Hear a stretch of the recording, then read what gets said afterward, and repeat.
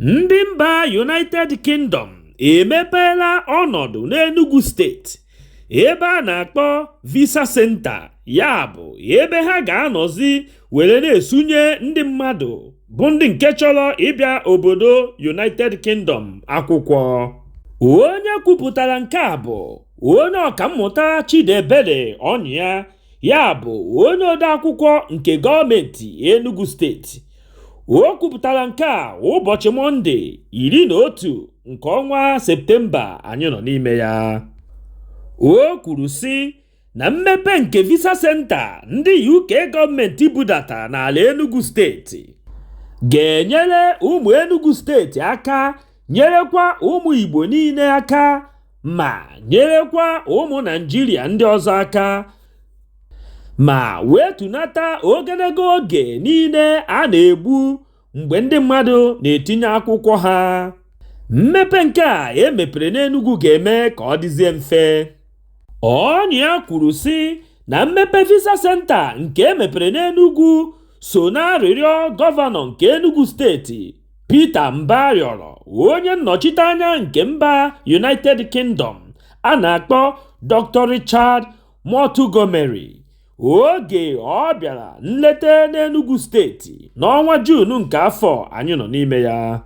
Ndị gọọmenti Enugu Steeti werezi ohere a were na-akpọku onye ọbụla, ọ kachasị ndị nke bi na mpaghara ala Igbo niile, ka ha were ohere a were wunye akwụkwọ ha na Enugu Steeti, na ha ga-echekwaba onye ọbụla nke ọma.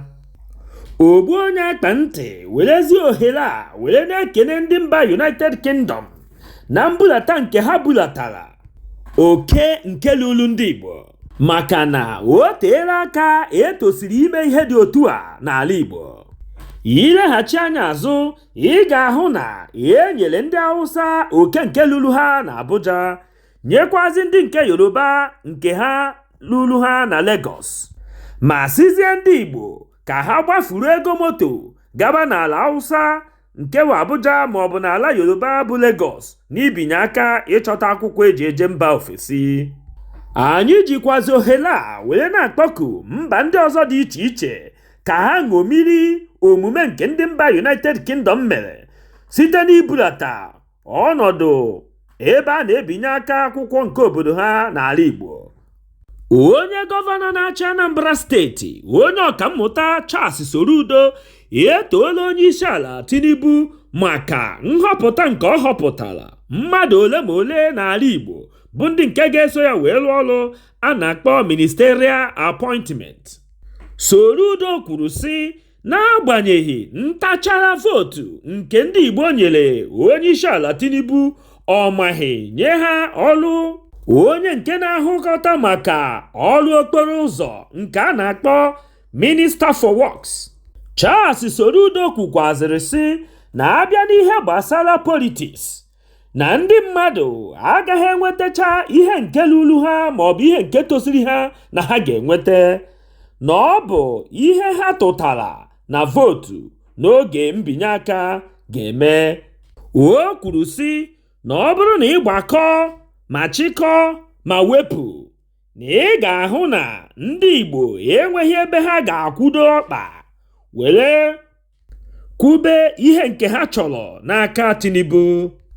Ogbu onye akpa ntị were na-ekwuzi sị n'uche nke onwe m na ihe Tinubu mere abụghị ihe nke a ga-ekpupu eri okpu, maka na ọ bụ ihe iwu na-achị obodo kwuru na obodo ọbụla n'ime Naịjirịa nwere oke nke lulu ha.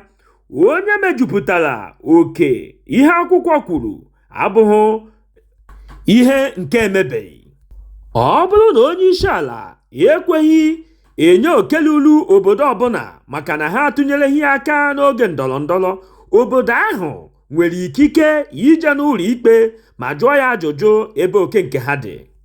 Ndị mba United Arab Emirates UAE amahepụgo mmachi nke ha machibidoro ndị Naịjirịa na-aga njem nke mere n'ọnwa Ọktoba afọ gara aga n'oge Buhari na-achị. Ha kagbugo ma maghee ya bụ mmachibido nke amachiburu ha n'ụbọchị Mọnde mkpụrụ ụbọchị 11 nke ọnwa Septemba afọ anyị nọ n'ime ya. Ha kwupụtara nke a oge onyeisiala Naịjirịa Tinubu gara hụ onyeisiala UAE a na-akpọ Mohammed bin Zayed na Abu Dhabi. Ndị onyokomite anyị mere ka anyị mata na ndị na-aga njem ga-amalitekwa ozigbo na-enweghị iwu nke ọbụla ga-ejide ha. Emirates Airline niile nakwa Etihad Airline niile ga-ebido lụwakwa ọrụ ozigbo n'ala Naịjirịa. Ejizi m ohere a were na-ajụ gị nwa onye na-ege m ntị, kedu ihe ị chere banyere okwu ndị a niile ị nụrụ taa? Depụta ya na comment section. Ọ gwụla ka ọ ha anyị n'ọnụ. Echefukwana ibinyere anyị aka n'ebe edere subscribe.